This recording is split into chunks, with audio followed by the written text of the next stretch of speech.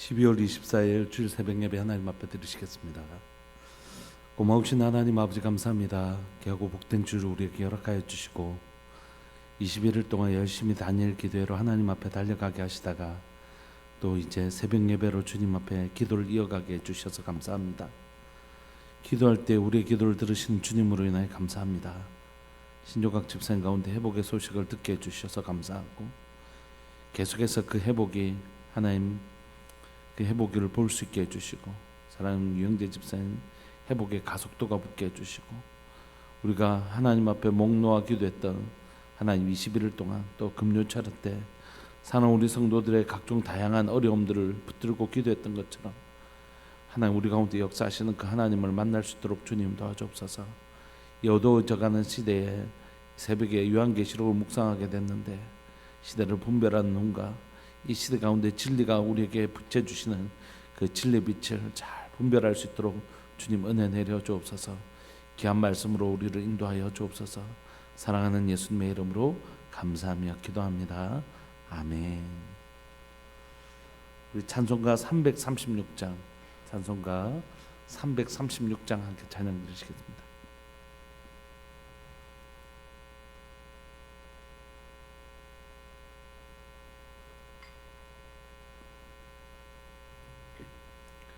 찬송가 336장. 환난과 핍박 중에도 성도는 신앙 지켰네.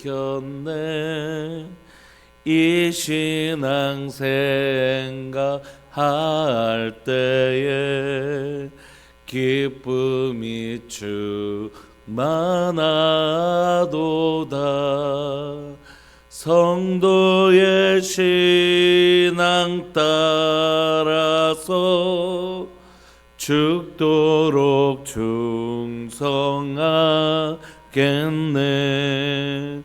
옥중에 매인 성도나 양심은 자유 얻었네.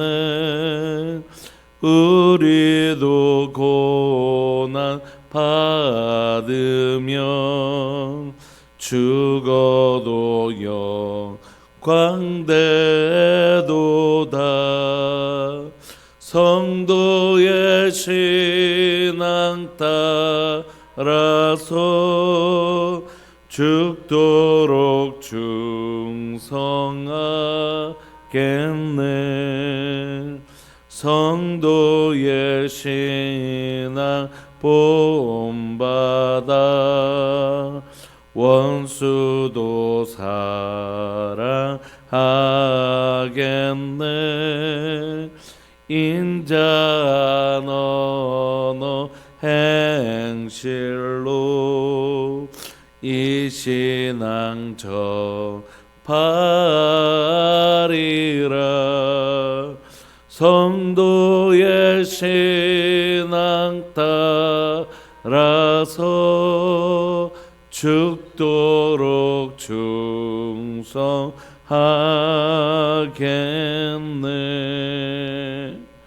아멘. 아멘.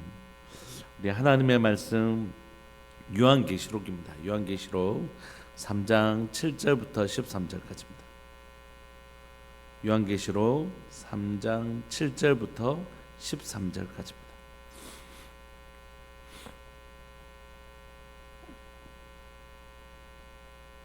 우리 한 목소리를 합독하실까요?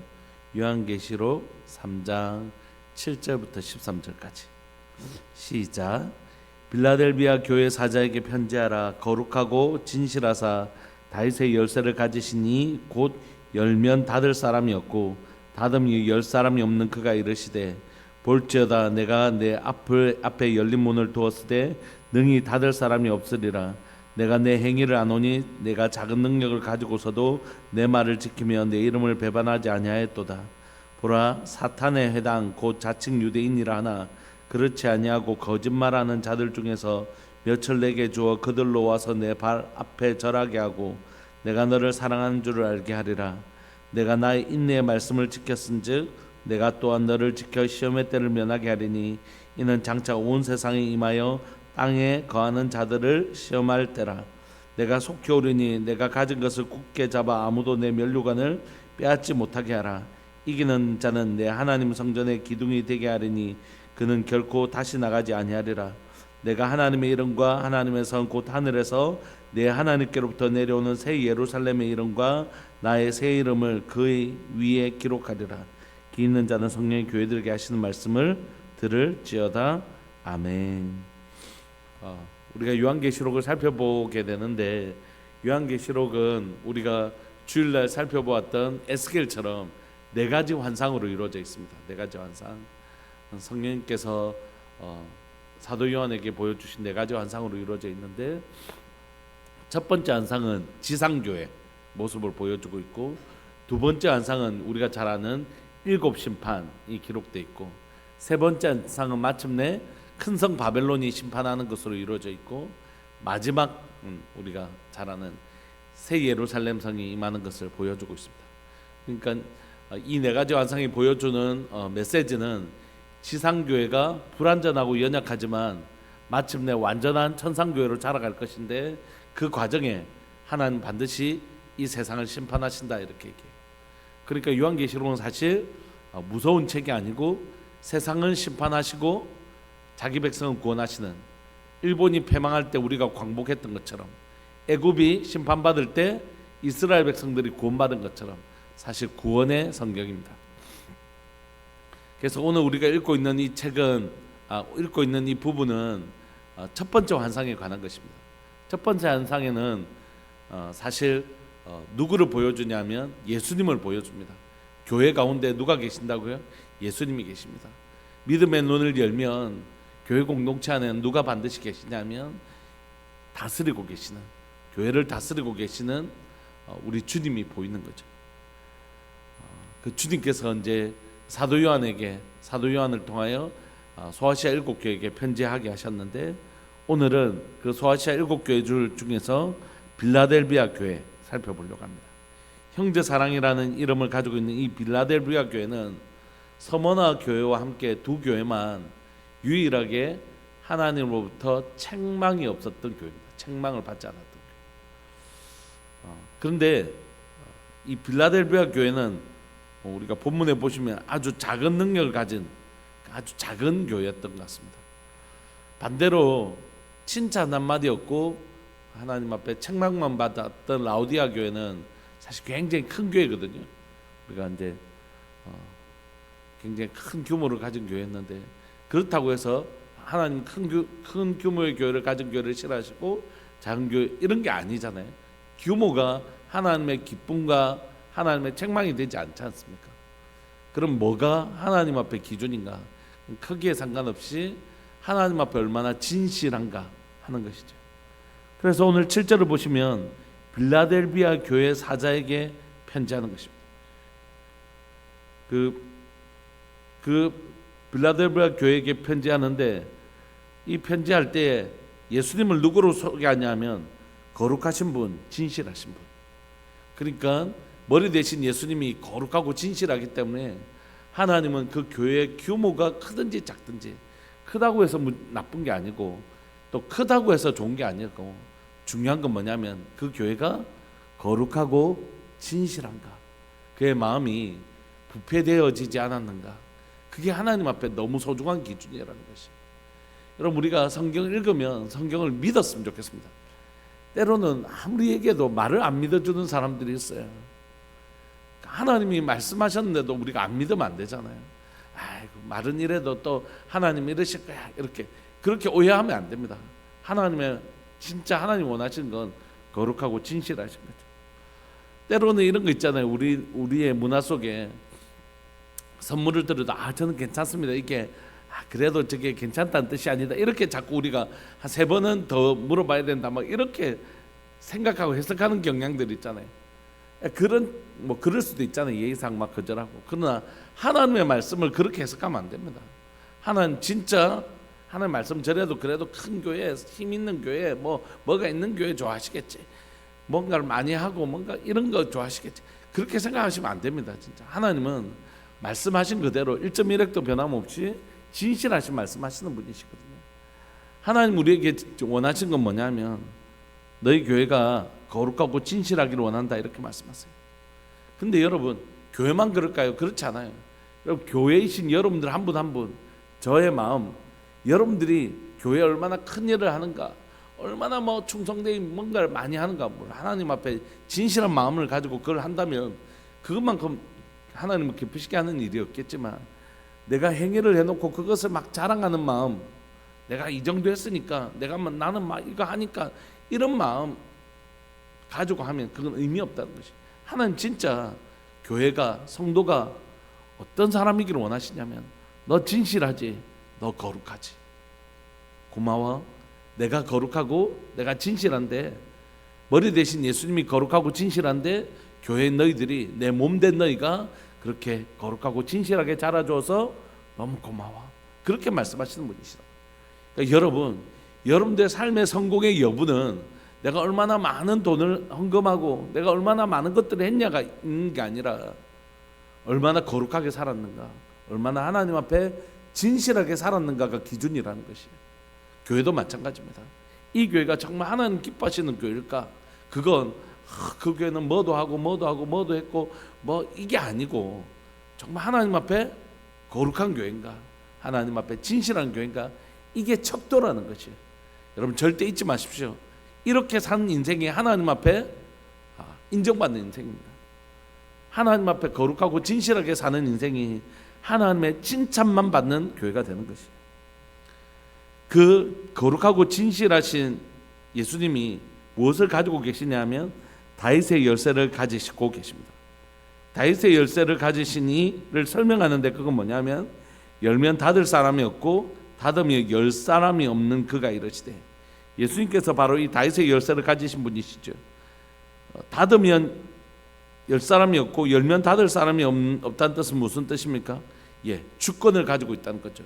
이 집에 열쇠를 주인이 가지고 있지 않습니까? 주인이 문을 잠그면 다른 사람은 이 집을 문을 열 권세가 없기 때문에 열 사람이 없는 거죠. 그러므로 여러분, 이 땅에 참된 권세는 누구에게 있다고요?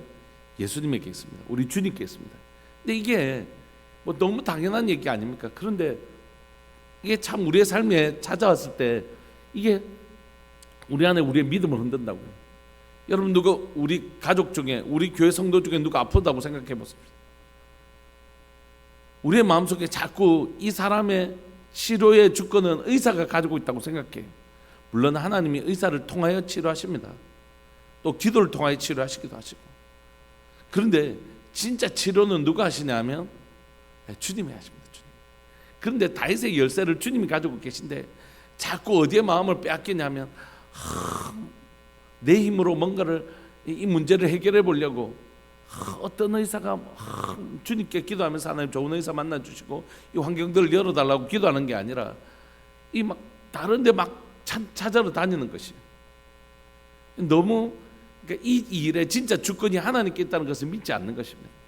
우리가 경제적인 어려움을 겪을 때도 마찬가지잖아요. 주님 앞에 기도하는 것보다는 좀 당장 이 문제를 해결해 줄, 돈 빌려줄 사람들 자꾸 이게 막 되잖아요.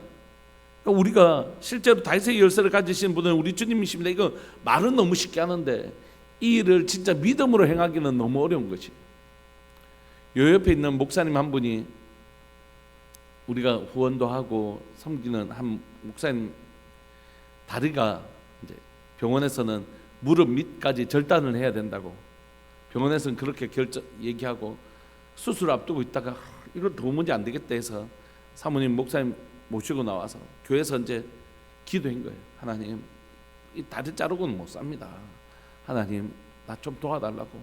그러는데 막 병원에서는 나가면 이제, 그런데 이제 효소 먹고 이렇게 하면서 이 다리가 점점 회복된 거예요. 오히려 하나님 앞에 기도할 때 그런 확신들을 주셨겠죠. 다리가 점점 회복되다가 우연히 그 목사님의 어머니가 어디 지나가는데 누군가를 뚝 만난 거예요. 아이고, 니 누구 아이가 뭐 몇 년 만에 만났네 막 이렇게 하시다가, 아이고 아들 잘 있지, 목회한다면서 그런데 요즘 다리가 이렇다니까, 뭐 내 아는 사람이 서울에 있는 그 병원에 있는데 소개시켜 줄까, 이렇게 된 거예요. 그래서 그 병원에 바로 소개시켜줘서 수술을 하셔서 너무 다행히 발가락 그 한 것도 너무 가슴 아픈 일이지만 그 발가락만 조금 이렇게 절단하고 그것만 해도 목사님 엄청 힘드시지만 그렇게 해서 회복돼서 지금 그래도 걸어 다니신단 말이에요. 그러니까 이 주권이 진짜 하나님께 있는 것입니다. 우연이라는 우연을 가장해서 하나님은 하나님의 역사를 이루어 가시는 것이죠. 우리 안에 어떤 믿음의 고백이 필요하냐면 진짜 주권은 열쇠는 누가 가지고 계시다고요? 우리 주님이 가지고 계십니다. 다윗의 열쇠를 가지시니까 거룩하고 진실한 분이십니다. 그분에게 주권이 있습니다. 근데 8절에 교회를 향하여 하나님께서 뭐라고 말씀하시냐면 볼지어다 내가 하나님께서 네 앞에 교회 앞에 열린 문을 두었다는 것이에요. 능히 닫을 사람이 없으리라. 주님께서 우리 앞에 열린 문을 두었는데 문을 열어주셨다는 것이에요. 그래서 닫을 사람이 없대요. 하나님께서 우리에게 문을 열어주신 것입니다. 우리 주님이 우리의 문을 열어주신 것입니다. 그런데 이 권세를 가지고 계신 주님이 우리에게 열린 문을 주셨다 할 때 그 문을 닫을 사람이 없는 거죠. 이 권세를 주님이 가지고 계시니까. 그런데 이 열린 문은 어떤 의미를 포함하냐면 이거는 구원의 문입니다. 하나님께서 이 빌라델비아 교회에게 문을 열어주셨다는 것이에요. 열린 문을. 이 열린 문은 구원을 의미하는 것입니다. 그런데 이 빌라델비아에게 이 구원의 문을 허락하신 이유는 뭐냐면 이 구원의 문을 허락하셨는데 그래서 이 빌라델비아 교회의 성도들의 그 구원을 뺏을 자가 없다는 것이에요. 주님이 이 빌라델비아 교회를 향해 이렇게 얘기합니다. 내가 네 행위를 안다. 네가 작은 능력을 가지고도 내 말을 지키면 내 이름을 배반하지 아니하였다. 여러분 구원은 믿음으로 얻는 것입니까? 행위로 얻는 것입니까? 믿음으로 얻죠. 그런데 왜 주님은 빌라델비아 교회에게 네 행위를 내가 안 읽고 네 행위로 말미암아 내가 너희 구원을 준다고 얘기하셨을까요? 여러분 믿음은 믿음으로 구원 얻습니다. 그러나 그 믿음은 반드시 우리를 그렇게 살게 만듭니다. 믿음은 반드시 행위로 증명됩니다. 여러분 믿음은 보이지 않잖아요. 저나 권사님이나 우리 집사님들 믿음이 지금 우리 눈에 보이지 않지 않습니까? 근데 그 믿음은 언제 보인다고요? 믿음에 반대되는 상황 속에서 반드시 보입니다. 누구를 믿는지. 그래서 우리가 돈을 믿으면 결국 그 사람 딱 위기 때 아이고 돈 이렇게 얘기하는 거죠. 그 집에 불이 났을 때 그 사람이 제일 소중하게 여긴다고 생각하는 것들을 붙들고 나오게 돼 있습니다. 우리의 위기상 믿음에 반대되는 상황 속에서 반드시 우리는 우리가 믿는 바를 취하게 돼 있습니다. 그러므로 오늘 주님이 네 행위 때문에 구원을 얻는다고 얘기하신 게 아니라 네 행위를 보니까 네가 진짜 나를 신뢰하는 것을 내가 알겠다고 하시는 것이에요. 그러므로 이 빌라델비아 교회는 믿음을 뭐한 교회죠? 말한 교회가 아니라 믿음을 그 삶에서 증명해낸 교회입니다. 우리 다니엘 기도하면서 참 여러분들 이번에는 너무너무 제가 너무 은혜가 되더라고요. 근데 특별히 그 사업을 하시는 장로님이 그 사업 가운데 정말 목숨을 걸고 생명을 걸고 사업체를 걸고 믿음으로 살아내시는 것들 보면서 너무너무 부럽기도 하고 대단해 보이기도 하고 부끄럽기도 하고 이런 감정들이 생기더라고요. 믿음의 흔적이 있더라고요. 그분은 그러니까 말로만 믿음을 얘기하지 않고 정말 믿기 때문에 그렇게 그렇게 행한 흔적이 있는 분이시더라고요. 빌라델비아 교회하고 너무 많이 닮아 있지. 이 빌라델비아 교회가 말로만 있는 것이 아니라 그 작은 능력을 가지고도 자기를 핍박하는 그 유대인들 앞에서 목숨을 걸고 말씀을 지켜내는 믿음의 증거를 가진 교회입니다. 여러분 결국 제가 설교를 여기 하고 있지만 제가 설교한다고 제가 믿음 있는 사람입니까? 그렇지 않잖아요. 결국 그 삶에서 증명해내야 되는 것입니다.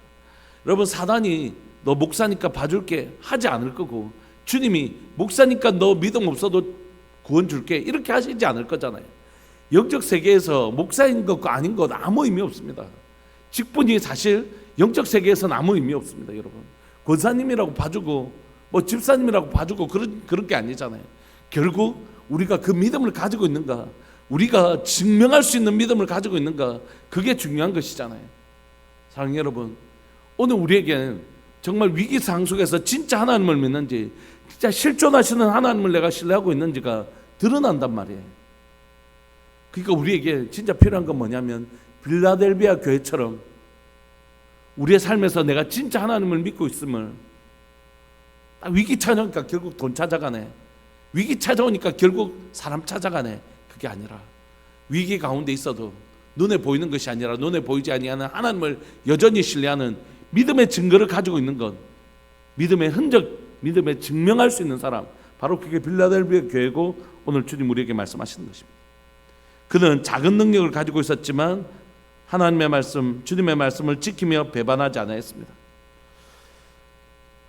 이런 빌라델비아 교회를 힘들게 하는 사람들이 있었는데, 핍박하는 사람들이 있었는데 9절에 보시면 유대인들이었습니다. 그러니까 이때는 로마의 핍박도 있었지만 사실 그 전에 유대인들의 핍박이 엄청 심했거든요. 자신이 유일하신 하나님이라고 하나님을 믿는데 예수님이 하나님의 아들이라고 하니까 저거는 이단이라고 생각하고 예수님을 믿는 기독교인들을 엄청 핍박한 것이죠.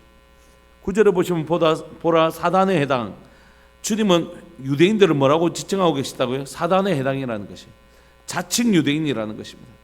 자기들은 혈통적으로 아브라함의 자손이라고 얘기하죠. 그러나 로마서는 진짜 유대인은 뭐라고요? 혈통으로 난 것이 아니라는 것이, 예수님을 믿는 사람, 그 사람이 진짜 유대인이고 마음에 할례 받은 사람이 진짜 할례 받은 사람이라고 얘기하지 않습니까? 그들의 특징은 교회와 주님의 특징, 거룩하고 진실한 것과 반대입니다. 뭐죠? 9절에 보시면 사단에 해당 곧 자칭 유대인이라나 그렇지 않냐고, 그들은 거짓말하는 자들입니다. 그러니까 여기서 진실하다는 건 뭐냐면 사람이 참 진실하네, 이런 게 도덕적 의미가 아니라 진리 안에 거하고 있다는 뜻이에요. 그 사람은 어떤 경우에도 죄와 타협하지 아니하고 진리 안에 거한다는 것입니다. 진리 안에 다 거하며 산다는 것이에요. 거룩하게 살아낸다는 것입니다. 거룩하고 진실하게 살아내는 것이 죄와 타협하지 아니하고 오염된 것과 타협하지 아니하는 거룩하고 진실한 것이 교회와 우리 주님의 특징이라면, 악한 것의 특징은 뭐라고요? 진리를 말하지 않고 악한 것들로 거짓말로 속이는 것에 있다는 것이, 그들이 사단에 해당입니다. 자신의 유대인이라고 하지만 사실은 이 사람은 혈통적으로 유대인일지 모르지만 하나님의 백성이 아닌 것이죠. 하나님께서 그들 몇을 내게 주어 그들로 와서 네 발 앞에 절하게 하고 내가 너를 사랑한 줄 알게 하리라. 여러분, 결국 그들이 이 빌라델비아 교회 성도들 앞에 무릎 꿇게 되는 일들을 보여주셔서 하나님께서 우리를 지금도 지키고 계시고 사랑하시는 줄을 증명해 보이겠다는 것입니다. 여러분, 주님이 주님 오실 날에만 역사하시는 분이 아니십니다. 지금 이 땅을 살아가는 이 순간에도 계속해서 주님이 우리를 보호하고 계시고 우리를 사랑하고 계시고, 그래서 때로는 우리가 핍박을 받을 때도 있지만 하나님 결국 또 이 땅에서 마침내 이루어질 하나님의 공의로운 심판, 완전한 승리 전에도 하나님께서 이 일을 통하여 우리를, 이 땅을 살아가는 우리에게 마침내 마지막 날에 그런 일이 있을 것을 보여주시고 격려해 주신다는 것이, 여러분 주님의 격려를 받으시기 바랍니다. 그래서 그 힘없고 주님 더 진실하게 살아가겠습니다. 핍박이 할 때 더 거룩하고 진실하게 살겠습니다. 결국 주님이 마침내 이렇게 승리하게 하실 것을 믿습니다. 이렇게 격려해 주시는 분이라는 것이, 10절에 네가 나의 인내의 말씀을 지켰은즉, 요한계시록은 승리에 관하여 얘기하는데 그 승리는 칼 가지고 창 가지고 싸우는 게 아니잖아요. 말씀을 지키는 게 승리하는 것입니다. 믿음을 가지고 하나님의 약속된 말씀을 끝까지 지키는 것, 나는 하나님 말씀 믿는다, 이런 핍박이 와도 결국 주님이 우리를 이렇게 하실 것을 믿는다라고 그 말씀을, 인내의 말씀을 지키는 것. 말씀이 뭐라고요? 인내의 말씀. 내가 또한 너를 지켜 시험의 때를 면하게 하리니 이는 장차 온 세상에 임하여 땅에 거하는 자들을 시험할 때라.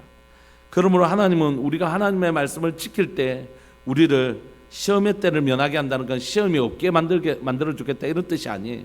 그 시험의 때에 우리를 보호해 주시겠다는 것입니다. 우리가 완전히 넘어지지 않도록 우리를 지켜주시겠다는 뜻입니다. 11절 내가 속히 오리니 네가 가진 것을 굳게 잡아 아무도 네 면류관을 빼앗지 못하라. 구원의 면류관을 빼앗지 못하도록 우리가 가진 건 무엇입니까? 하나님의 약속의 말씀, 예수 그리스도를 믿는 자에게 구원을 주시는 이 약속의 말씀 꼭 붙들고 살아야 된다. 다른 거 타협하지 마라, 이렇게 얘기하시는 것입니다. 12절 이기는 자에게 모든 일곱 교회에게 얘기하시는 이기는 자에게 주시는 약속. 이기는 자는 뭐라고요? 약속의 말씀을 가지고 인내의 말씀을 가지고 끝까지 지켜내는 것. 이게 이기는 자입니다. 내 하나님의 성전의 기둥이 되게 하려니. 여러분 기둥이 빠지면 무너지잖아요. 그래서 기둥은 절대 뺄 수가 없는 것이에요.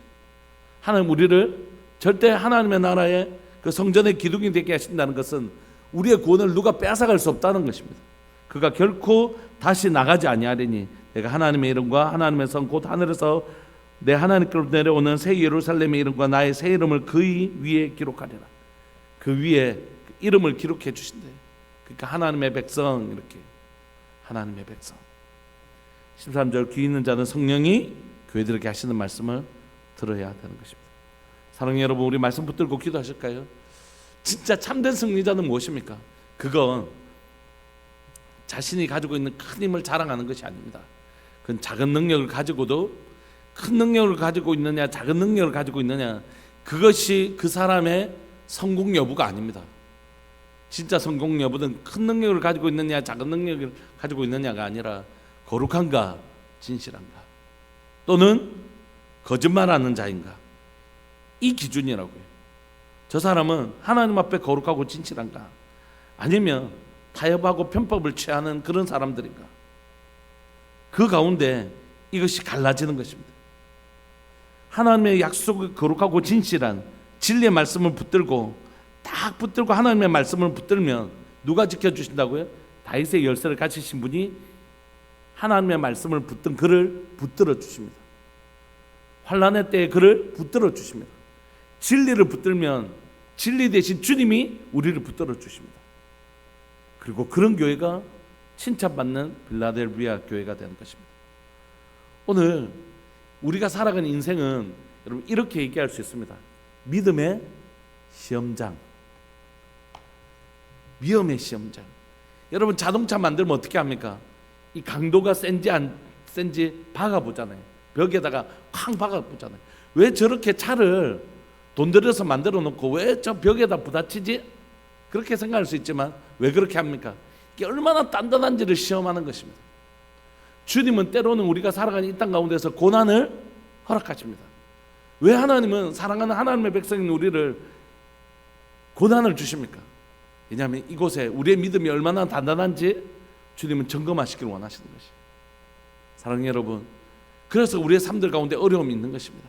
우리의 믿음이 있는지 없는지. 왜냐하면 믿음 없으면 하나님 나라에 못 가니까. 내 믿음 상태가 어떤지를 하나님은 우리에게 가르쳐 보이고 싶어 하는 것이에요. 근데 우리가 잘 모르잖아요. 그러니까 믿음에 반대되는 상황, 그 시험장에 데려가셔서 쿵! 다 부서지네? 내가 믿음이 없었구나. 주님을 잘 믿지 않았구나. 그걸 우리를 테스트하게 하시는 것이에요. 사랑하는 여러분, 우리가 살아가는 이 땅 가운데 주님이 허락하시는 믿음의 훈련장에서 믿음을 증명해내는 교회 되기를 소망합니다. 쾅 부딪혔는데 하나도 안 부서졌어. 야, 이 차 진짜 튼튼한 차구나. 그런 것처럼 우리가 이 땅을 살아가는 동안 우리가 주님을 깊이 신뢰하는 믿음의 사람인 것을 증명하는 교회, 증명하는 성도, 그리고 그 증거를 남긴 교회, 그 증거를 남기는 성도, 그게 진짜 필요해요. 오늘 또 우리 진실하고 거룩하신 하나님 말씀 붙들고, 하나님 진실하고 거룩하신 하나님 말씀 붙들고, 하나님 믿음에 손상되지 않고 단단한 믿음 가지고 걸어가는, 그때 하나님 누구를 지켜주신다고요? 우리를 지켜주시는 이 빌라델비아 교회, 칭찬받는 교회, 또 주님이 딱 붙들어 주신 교회. 내가 너희 교회 붙들어 줄게. 네가 진리 붙들었으니 나도 너 붙들어 줄게. 이 교회, 이 성도 바로 우리 교회 되기를 소망합니다. 우리 시간 말씀 붙드시고 기도하시고 또 예배 위해서 기도하시죠. 말씀 붙들고 하나님 이런 교회, 이런 성도, 나 진짜 이런 주님 앞에 칭찬받는, 주님 앞에 설 때에 빌라델비아 교회처럼 네가 작은 능력을 가지고도 약속의 말씀 굳게 지켰지 하시면서 칭찬받는 교회. 그리고 나의 환난 때에 하나님 네가 내 말씀 붙들었으니까 나도 너 붙들어 줄게 하는 그런 교회와 성도 되게 해주십시오. 기도하시고 하나님 사랑하는 교회 예배 드릴 때에 하나님 더 깊이 배우게 해주십시오. 하나님이 어떠신 분인지, 얼마나 놀라우신 분인지 알아야지 붙들 수 있거든요. 하나님 우리 예배 가운데 주님을 더 깊이 만나는 은혜를 허락하여 주옵소서. 예배까지 우리 두 가지 기도 제목 가지고 우리 함께 기도하면서 나갑시다. 사랑하는 주님의 이름을 크게 부르시면서 기도합시다. 기도하시겠습니다. 주여, 살아계신 하나님 아버지, 역사하시는 하나님 감사합니다. 하나님께서 허락하신 다니엘 기도회를 마치고 하나님 이제 또 새벽 예배를 이어갈 수 있게 해주셔서 감사합니다. 특별히 하나님 이 시간 가운데 우리로 요한계시록을 살펴보게 해주시니 감사합니다. 사랑하는 하나님 아버지, 빌라델비아 교회처럼 우리가 비록 작은 능력을 가진 자라고 할지라도 우리 주님을 꼭 붙드는 자 되게 해주십시오. 하나님 거짓에 타협하지 아니하고 거짓에 속지 아니하고 거룩하고 진실한 교회 되게 하시되 하나님 오직 그 진리의 말씀을 꼭 붙잡는 자 되게 해주십시오. 그러면 열면 닫을 자가 없고 닫으면 열 자가 없는 다윗의 열쇠를 가지신 우리 주님께서 우리 가운데 구원의 열린 문을 주실 뿐만이 아니라 환난의 때에 우리를 보호하시는 하나님의 은혜를 누리게 하실 것입니다. 사랑하는 교회가 그런 교회 되게 해주십시오. 사랑하는 교회가 진실한 교회 되게 해주시고 거룩한 교회 되게 하여 주옵소서. 그래서 환난의 때에 우리를 보호하시는 주님을 경험하게 하여 주시고 진리를 붙들었더니 주님이 우리를 붙드시는, 진리 대신 주님을 붙들었더니 진리 대신 주님이 우리를 붙들어 주시는 하나님 은혜를 누리게 하여 주옵소서. 사랑하는 교회 가운데 믿음의 눈을 열면 우리 가운데 새겨진 주님의 이름과 새 예루살렘의 이름이 새겨져 있는 하나님의 영광을 누리게 하여 주옵소서. 성령이 교회들에게 하시는 말씀을 교회가 듣게 해주십시오. 사랑하는 우리들 교회가 성령이 교회들에게 하시는 말씀을 들을 수 있게 해주십시오. 진짜 중요한 교회가 되는 건 진짜 중요한 게 뭔지, 진짜 주님이 중요하게 여기시는 게 뭔지, 거룩하고 진실하여 진리에서 떠나지 않는 것, 그것이 정말 주님이 기뻐하시는 일이라는 것을 깨달아 알게 하여 주옵소서. 사랑하는 하나님 아버지, 이 시간 간절히 바랐고 소망하니 사랑하는 하나님이여, 우리 일부 예배 새벽 예배를 드렸습니다. 우리 9시 다음 세대 예배, 유치부 유초등부 중고등부 예배를 붙들어 주시고 그 예배 가운데 기름 부어 주셔서 그 예배 가운데 하나님을 만나는 놀라운 은혜가 있게 하여 주시고 우리 아이들 거룩하고 진실하게 양육할 수 있도록 주님 은혜 내려 주시기를 간절히 바랐고 소망합니다. 사랑하는 하나님 아버지, 하나님 11시 예배 붙들어 주시고 사랑하는 우리 하나님 우리 성도들 함께 하나님 앞에 예배를 드릴 때에 하나님 그 예배 가운데 주님을 경험하게 해주시고 주님을 더 깊이 만나는 시간들을 허락하여 주셔서 하나님의 산 위의 영광을 가지고 산 아래 내려와 세상을 변화시킬 수 있는 하나님의 사람들로 우리가 잘 자랄 수 있도록 주님 도와주옵소서. 사랑하는 하나님 아버지, 이 위에 있는 하나님 목장 예배, 식사와 목장 예배, 그리고 하나님 청년부 예배, 그리고 목자 모임까지 주님 붙들어 주셔서 우리가 계속해서 한 걸음 한 걸음 주님을 더 알아가는 은혜를 우리에게 더하여 주시기를 소망합니다. 주님 감사합니다. 오늘도 우리와 함께 하실, 또 우리 가운데 자정해 주실 주님을 찬양합니다. 주님 영광 받아 주옵소서. 사랑하는 예수님의 이름으로 감사하며 기도합니다. 아멘. 축도하겠습니다. 지금은 우리 주 예수 그리스도의 은혜와 하나님 아버지의 사랑과 성령 하나님의 교통하심과 돌보심의 은혜가 빌라델비아 교회 같이 진리를 붙들고 사랑하는 우리들 교회 모든 성도들을 위해 영원토록 함께 있을지어다. 아멘. 계속 기도하시다가 11시 예배 때 뵙겠습니다.